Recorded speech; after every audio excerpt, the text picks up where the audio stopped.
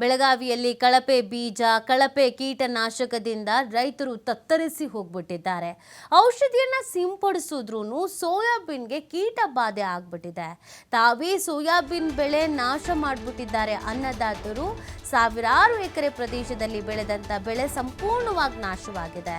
ಬೈಲಹೊಂಗಲ, ಸವದತ್ತಿ, ಬೆಳಗಾವಿ ತಾಲೂಕಿನಲ್ಲಿ ಬೆಳೆ ನಾಶ ಆಗಿದೆ.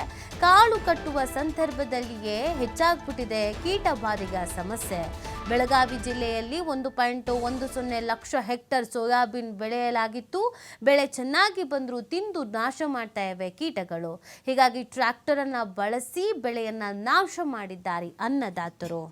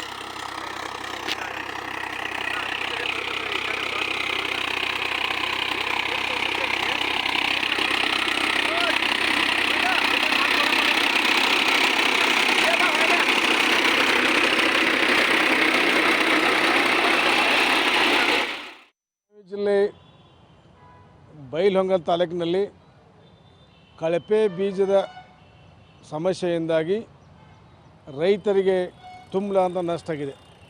ಸೋಯಾಬೀನ್ ಬೀಜದಲ್ಲಿ ಮೊಳಕೆ ಹೊಡೆದಿಲ್ಲ, ಸಿಕ್ಕಾಪಟ್ಟಿ ಅದರಲ್ಲಿ ಹುಳ ಕೀಟ ಬಾಧೆಯಿಂದಾಗಿ ಫಸಲು ಕೈಗೆ ಬಂದಿಲ್ಲ.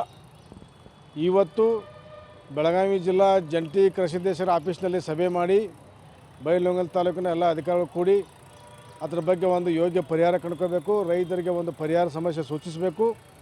ಈಗಾಗಲೇ ಅವರು JD ಅವರು 10 ತಂಡನ ರಚನೆ ಮಾಡಿಕೊಂಡು ಸರ್ವೆ ಮಾಡಲಿಕ್ಕೆ ಎಲ್ಲ ನಾವು ಸೂಕ್ತ ಕ್ರಮ ಕೈಗೊಂಡು ಅಂತ ಹೇಳಿದ್ದಾರೆ. ಆದರೂ ಇವತ್ತು ನಾವು ಬಿಟ್ಟಿಲ್ಲ. ಯಾವುದೇ ಪರ್ಸೋಗ ರೈತರಿಗೆ 2 ದಿವಸದಲ್ಲಿ ನೀವು ಪರಿಹಾರವನ್ನು ಸೂಚಿಸಬೇಕು.